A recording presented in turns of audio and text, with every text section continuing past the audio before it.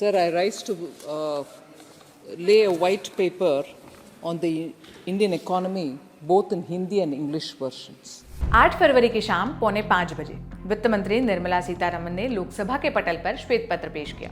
लोकसभा में white paper पेश करने के 2 घंटे बाद वित्त मंत्री ने शाम 6:35 पर राज्यसभा में भी यूपीए सरकार के दौरान कथित आर्थिक कुप्रबंध पर श्वेत पत्र पेश किया। So I rise to lay the paper on a white paper on the Indian economy, both English and Hindi versions. Modi सरकार की ओर से संसद में पेश किए गए श्वेत पत्र पर 9 फरवरी यानी आज बहस होगी। वित्त मंत्री की ओर से पेश किए गए श्वेत पत्र में क्या क्या है, ये बताने से पहले आपको ये बता दें कि श्वेत पत्र, जिसे अंग्रेजी में व्हाइट पेपर कहते हैं, वो आखिर होता क्या है। श्वेत पत्र एक तरह का सरकारी दस्तावेज होता है जिसके जरिए सरकार अपनी नीतियों और उपलब्धियों को हाईलाइट करने की कोशिश करती है। खासतौर पर सरकारें श्वेत पत्र किसी मसले पर बहस करने, सुझाव लेने या देने के साथ एक्शन करने के लिए लाती है। सरकार जब श्वेत पत्र लाने की घोषणा करती है तो इसका साफ अर्थ होता है कि वो किसी मुद्दे पर चर्चा, कार्रवाई या सुझाव देने या किसी खास मामले पर निष्कर्ष के लिए श्वेत पत्र का इस्तेमाल करती है। वित्त मंत्रालय की ओर से पेश किए गए श्वेत पत्र में इसे पेश किए जाने के बाद मकसद भी बताया गया। कहा गया कि श्वेत पत्र के जरिए 2014 से पहले यानी मोदी सरकार बनने से पहले देश के सामने रहे आर्थिक संकटों के बारे में बताने की कोशिश की गई। साथ ही ये बताया गया कि आर्थिक स्थिति में सुधार के लिए मोदी सरकार ने क्या कदम उठाए हैं। 2024 चुनाव से पहले सरकार विपक्ष को कोई मौका नहीं देना चाहती। इससे पहले ही साफ कर दिया गया कि सरकार बजट सत्र में श्वेत पत्र लाएगी।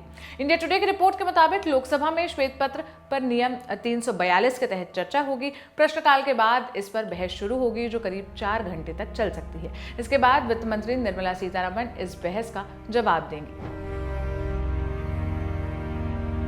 इसमें बताया गया है कि किस तरह यूपीए सरकार के 10 सालों में भारतीय अर्थव्यवस्था को नुकसान झेलना पड़ा। मोदी सरकार के श्वेत पत्र में कहा गया कि 2004 में देश की अर्थव्यवस्था दुरुस्त थी, लेकिन 2004 से 2014 के बीच ये सुस्ती बढ़ गई। इस श्वेत पत्र में यूपीए के शासनकाल में हुए 15 घोटालों का जिक्र किया गया है। इसमें 2G स्कैम, कोयला घोटाला, कॉमनवेल्थ गेम्स घोटाले शामिल हैं। इसमें कहा गया कि यूपीए सरकार में बैंकिंग सेक्टर में संकट आया। इसके साथ ही ये भी बताया गया कि 2014 से पहले विदेशी मुद्रा भंडार में कमी हुई और भारी कर्ज लिया गया। अब केंद्र सरकार की ओर से पेश किए गए श्वेत पत्र को लेकर कांग्रेस नेताओं ने भी पलटवार किया है। सुनिए। हमें कितने बार तुम बोलते रहोगे, और 2G कहो, कोल कहो, सारे जेपीसी हो चुके हैं। तुम्हारी सरकार 10 साल गुजार चुके हैं। इतने ईडी सीबीआई रहते हुए क्यों व्हाइट पेपर लाने पड़ी, और वो भी चुनाव के पहले, कि लोगों को दोबारा गुमराह किया जाए। यही है ना बात, लोग समझते हैं। 8 फरवरी को मोदी सरकार के संसद में व्हाइट पेपर पेश करने से पहले ही कांग्रेस सदन के बाहर अपनी ओर से ब्लैक पेपर लेकर आई थी। इसमें कांग्रेस की ओर से मोदी सरकार के कार्यकाल की नीतियों और परफॉर्मेंस पर जो भी लेखा जोखा है उसे पेश किया गया था। अपनी कामयाबियों को सुनाते हैं और उनके फेल्यूर्स को छुपाते हैं, और जो हम उनके फेल्यूर्स के बारे में भी जब कहते हैं तब भी हमको उतना उसको महत्व नहीं दिया जाता है। तो इसलिए हमने सोचा कि एक ब्लैक पेपर इस सरकार के खिलाफ निकालना और लोगों को बताना, इस दृष्टि से आज हम ये आपके सामने रख रहे हैं। कांग्रेस ने अपने ब्लैक पेपर में मोदी सरकार के कार्यकाल की खामियां बताई। दावा किया कि सरकार के 10 सालों में बेरोजगारी, महंगाई, जाति के आधार पर होने वाला भेदभाव, उत्पीड़न और क्राइम के मामले बढ़े हैं। हालांकि कांग्रेस की ओर से ब्लैक पेपर जारी होने के बाद राज्यसभा में प्रधानमंत्री मोदी ने इस पर तंज भी कसा। आज देश पिछले 10 साल में समृद्धि के नए नए शिखर सर कर रहा है। एक भव्य दिव्य वातावरण बना है, उसको नजर न लग जाए, इसलिए काला टीका करने का प्रयास हुआ है।